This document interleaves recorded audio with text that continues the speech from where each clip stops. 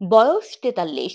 এই বয়সেও ৬ মাসে ওজন কমিয়েছেন ১৭ কেজি। বলছিলাম আজমেরি হক বাঁধনের কথা। বরাবরই ঠোঁট কাটা স্বভাবের বাঁধন জুলাই আন্দোলনের সময় ছিলেন বেশ সরব। কিছুদিন আগে নির্বাচন চাওয়ায় এক পক্ষের সমালোচনার শিকার হয়েছিলেন তিনি। ভারতের একাধিক সিনেমায় অভিনয় করা নিয়েও তিনি সমালোচিত হয়েছেন। বলিউডের খুফিয়া সিনেমা তাকে ব্যাপক পরিচিতি দিয়েছে। বাংলাদেশি অভিনেত্রী জয়া আহসান, মিম, মেহজাবিন ও সালহা খানম নাদিয়াদের কাছেও প্রস্তাব এসেছিল বলিউডের খুফিয়া ছবিতে অভিনয়ের, কিন্তু তারা কেউই বিশাল বরদাজের ছবিটিতে অভিনয় করেননি। সর্বশেষ প্রস্তাব এসেছিল আজমেরি হক বাঁধনের কাছে। বাঁধন গল্প পড়ে রাজি হন। ভারতীয় পরিচালক বিশাল বরদাজ খুশি হওয়ার পাশাপাশি কিছুটা অবাকও হন, কারণ যেখানে বাংলাদেশের এত অভিনয় শিল্পী না করেছেন, সেখানে বাঁধনের হ্যাঁ বলা তাকে বেশ অবাকই করে। ছবিটি মুক্তির পর অভিনয় দিয়ে বাঁধন ব্যাপক প্রশংসা কুড়িয়েছেন। মুম্বাইয়ের পাশাপাশি তিনি কাজ করেছেন কলকাতাতেও। পশ্চিমবঙ্গের পরিচালক সৃজিতের রবীন্দ্রনাথ এখানে কখনো খেতে আসেননিতে মুস্কান জাবিরের চরিত্রে অভিনয় করে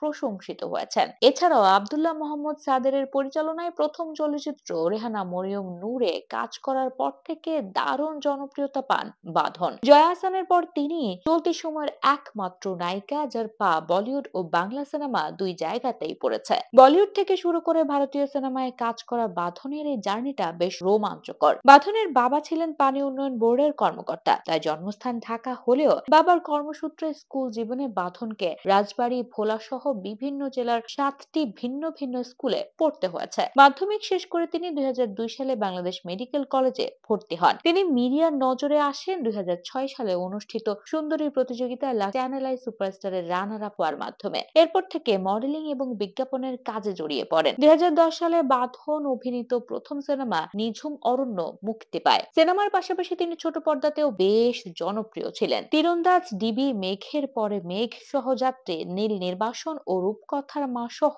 বিভিন্ন নাটকের অভিনয় করে দর্শকদের মন জয় করেছেন বাঁধন। প্রথম সিনেমার প্রায় 11 বছর পর মুক্তি পায় বাঁধনের দ্বিতীয় সিনেমা। সেই সিনেমার নাম রেহানা মরিয়ম নূর। সিনেমাটিতে অভিনয়ের পর বদলে গিয়েছিল বাঁধনের জীবন। বিশ্বের অন্যতম প্রাচীন ও গৌরবময় চলচ্চিত্র উৎসব কানে প্রশংসিত হয়েছিল রেহানা মরিয়ম নূর। সম্মানজনক এই উৎসবে চলচ্চিত্রটি প্রদর্শনের পর পেয়েছিল স্ট্যান্ডিং এভিয়েশন, যা কানের ইতিহাসে বিরল। এছাড়াও রেহানা মরিয়ম নূর চলচ্চিত্রে অভিনয়ের জন্য বাঁধন এশিয়া প্যাসিফিক স্ক্রিন অ্যাওয়ার্ডসে সেরা অভিনেত্রীর পুরস্কার পেয়েছিলেন। তবে এত দূরে আসতে বেশ সংগ্রাম করতে হয়েছে। 2005 সালের দিকে বাঁধন নিজেকে শেষ করে দেওয়ার কথাও ভেবেছিলেন। একটা সময় নিজের বন্ধুদের সঙ্গেও কোনো যোগাযোগ ছিল না তার। বিয়ে, অসুখী জীবন, বিচ্ছেদ, লুকিয়ে থাকা সন্তানের অভিভাবকত্বের জন্য লড়াই, বাঁধনের লড়াইটা ছিল দীর্ঘ।